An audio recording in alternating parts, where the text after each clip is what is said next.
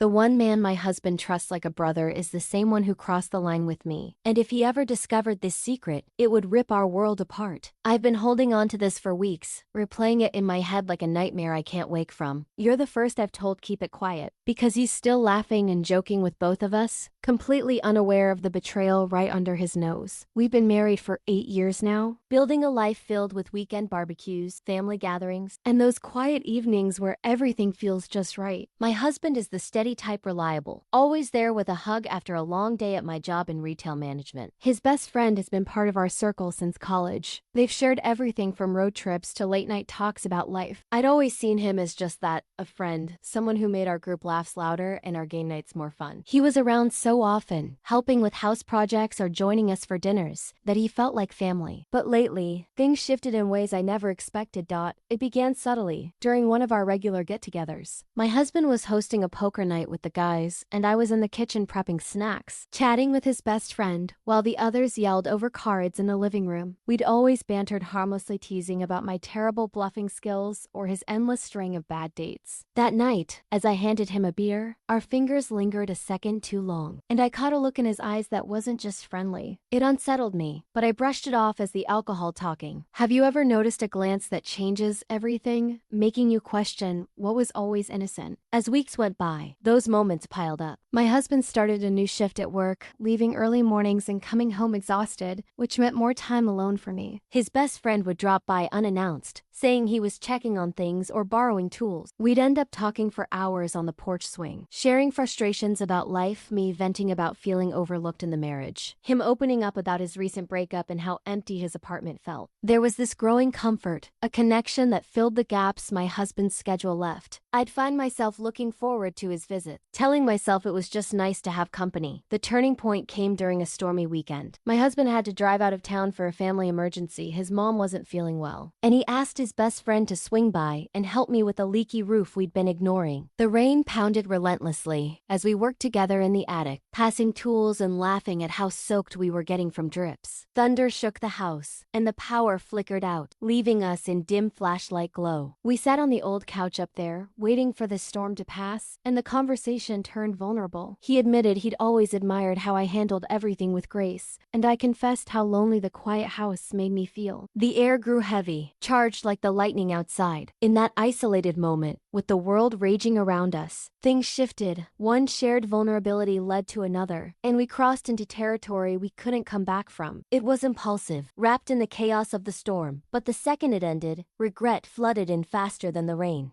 I straightened up quickly, mumbling excuses as the lights came back on. He left soon after, both of us avoiding eye contact, promising it was a mistake we'd forget. But back downstairs, alone in the kitchen where we'd shared so many innocent meals, the reality hit. My husband's jacket hung on the chair, a reminder of the trust I'd shattered. When he called that night to say he was on his way home, his voice full of concern for me being alone in the weather, I nearly broke down. I managed to sound normal, but sleep evaded me, my mind racing with what-ifs. The days after were a blur of avoidance and paranoia. His best friend and I exchanged awkward text agreements to act like nothing happened, to keep distance. But our social circle didn't allow that. There was a birthday party for another friend just a week later, and we all ended up at a local bar. My husband slung his arm around me, toasting to lifelong friendships, while his best friend sat across the table, forcing casual chit-chat. Every glance between us felt like a spotlight, and when my husband stepped away to grab drinks, the tension peaked. "We can't let this ruin things," he whispered, but his eyes said otherwise. I nodded, heart hammering, terrified someone would notice the shift. Close calls kept mounting, heightening the dread. Once, during a double-date movie night at our place, my husband dozed off midway through the film. His best friend and I were left on the couch, the room dark except for the screen's glow. The pull was there again, but I excused myself to the kitchen, gripping the counter to steady my resolve. Another time, my husband found an unfamiliar tool left behind from the roof fix and joked about his best friend being my handyman hero. I laughed it off, but inside it felt like a warning siren. The secrecy twisted everyday moments, family dinners where we'd all gather, and I'd catch myself overanalyzing every interaction, wondering if my husband sensed the unease.